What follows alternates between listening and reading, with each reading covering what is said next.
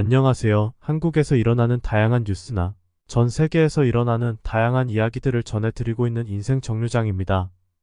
오늘은 전 세계적으로 인기를 자랑하고 있는 K-팝 아이돌 그룹인 BTS의 리더인 RM에 대해 이야기해보려고 합니다.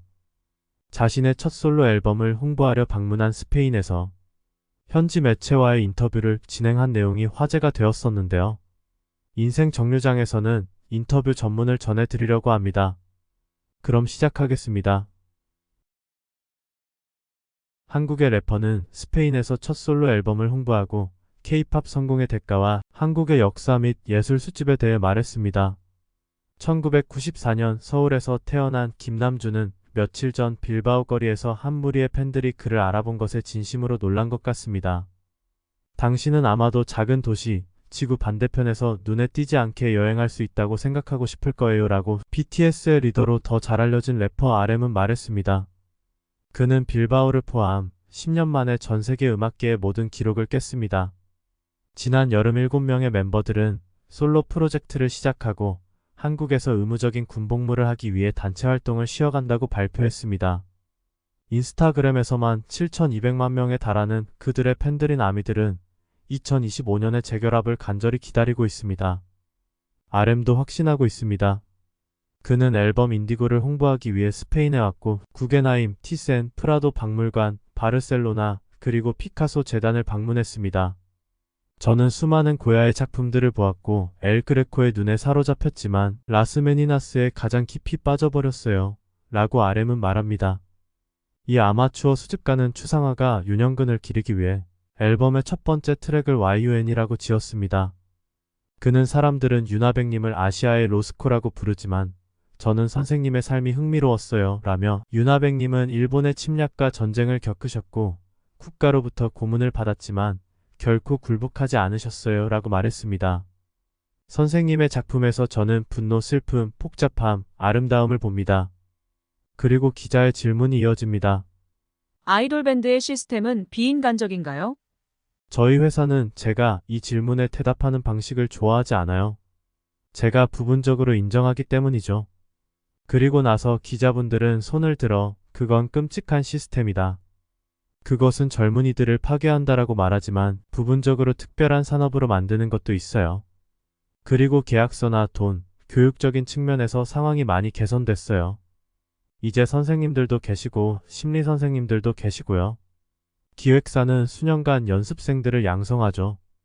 2013년 방탄소년단으로 데뷔하기 전까지 16세부터 19세까지 연습생들과 생활하는 동안 부모님은 뭐라고 하셨나요?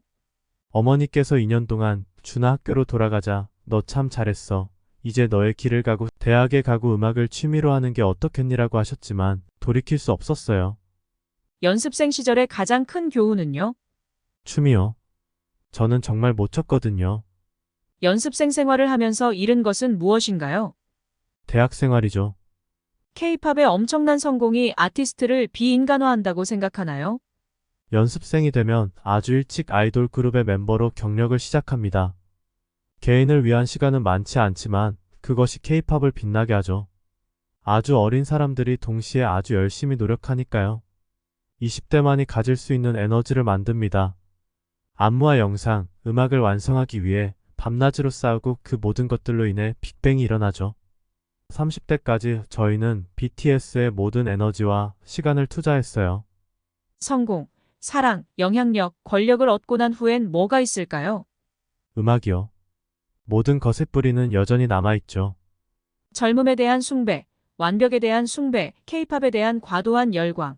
이것들은 한국의 문화적 특성인가요? 서양 사람들은 이해하지 못할 겁니다. 한국은 침략당하고 황폐해지고 둘로 갈라진 나라예요. 70년 전만 해도 아무것도 없었습니다. 저희는 국제통화기금과 유엔으로부터 도움을 받고 있었어요. 하지만 지금은 전 세계가 한국을 바라보고 있죠.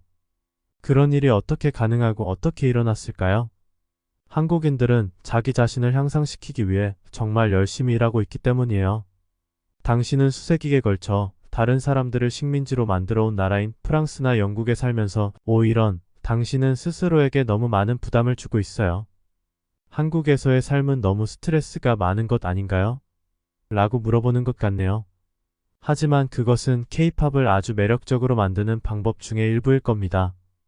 물론 그림자가 있기는 하지만 너무 빠르고 강렬하게 일어나는 모든 일에는 부작용이 있으니까요. 만약 RMC가 다른 커리어를 택했거나 다른 나라에 살았다면 당신의 경력은 어떻게 되었을까요? 저는 멀티버스에 대해 여러 번 생각하지만 닥터 스트레인지의 교훈은 항상 같아요. 이 세계에서 가장 최고 버전은 너야. 다른 건 생각하지 마. BTS의 멤버가 되는 것보다 더 좋은 건 없어요. 지금 이런 상황을 상상하셨었나요? 전혀요. 제 꿈은 K-팝 아이돌이 아니었어요. 저는 래퍼가 되고 싶었고 그 전에는 시인이 되고 싶었거든요. 당신에게 영향을 미친 아티스트 중에는 나스나 에미넴 같은 래퍼들과 라디오헤드나 포티스헤드 같은 그룹들이 있지만 절대 보이밴드에 대해 언급하지 않네요. 비틀즈 역시 보이밴드라고도 불렸는데 저희를 비교하는 게 아니라 그들은 모든 것의 창조자였죠. 하지만 당신은 엔싱크나 뉴키즈 온 더 블럭 등을 이야기하는 것 같네요. 사실 그들의 팝 음악을 좋아하지만 열혈 팬은 아니고요. 저를 사로잡은 것은 랩, 리듬과 시였어요.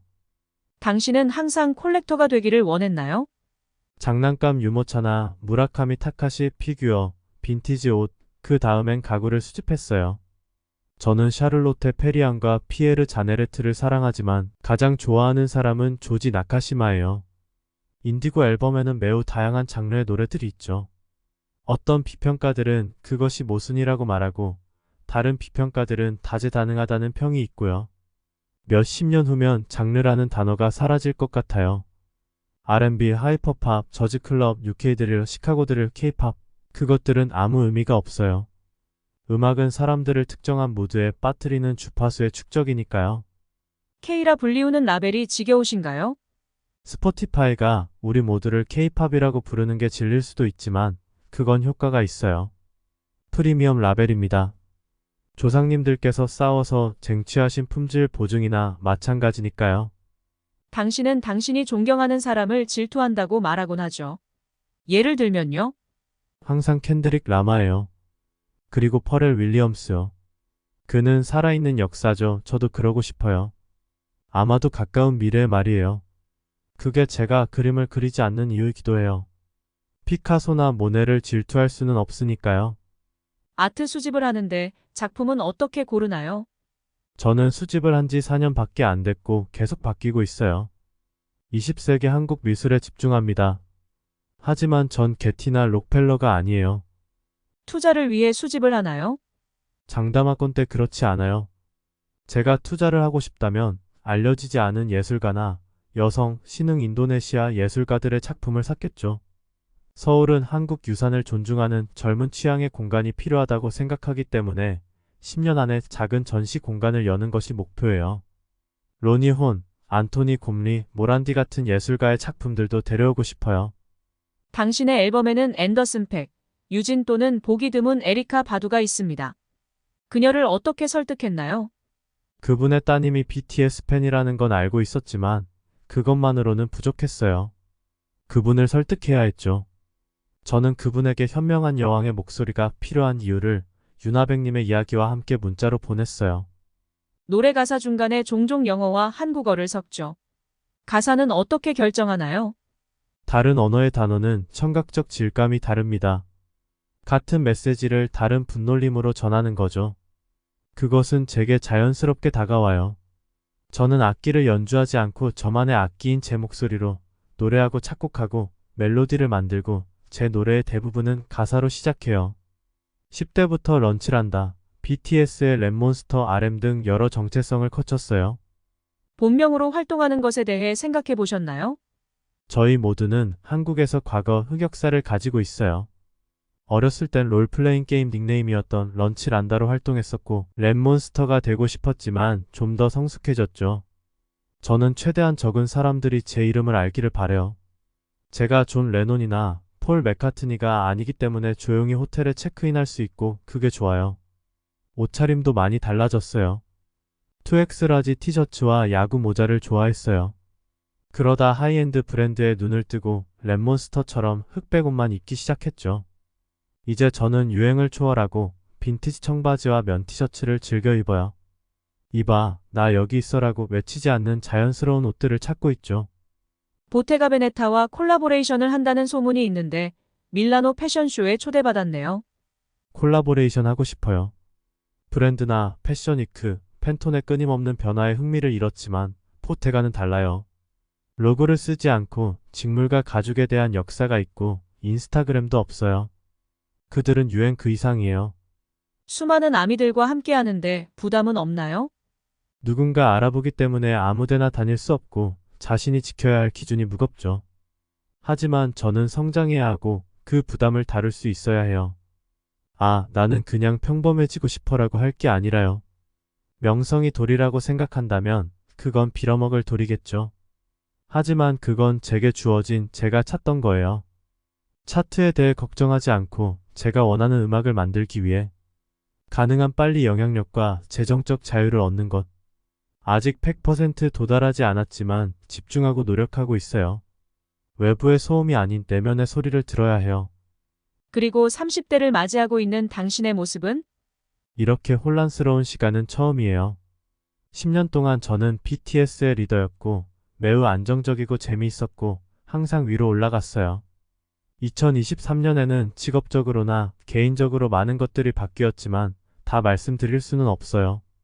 30살이 되니까 20살 때보다 더 내 자신이 좋아집니다.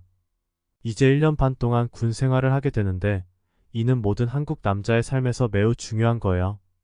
제대 후 저는 다른 인간이 될 거라고 확신합니다. 그리고 더 좋고 현명한 사람이 되기를 바랍니다. 이렇게 해서 스페인 매체와의 인터뷰는 끝나게 됩니다. 항상 울림이 있는 말을 한다고 해서 명언 제조기라는 수식어가 붙을만 하네요. 인생 정류장은 앞으로도 이렇게 한국에서 일어나는 다양한 뉴스나 마음 따뜻해지는 이야기들을 전해드리려고 합니다. 영상이 마음에 드셨다면 구독과 좋아요 부탁드리고 오늘도 좋은 하루 보내세요. 시청해주셔서 감사합니다.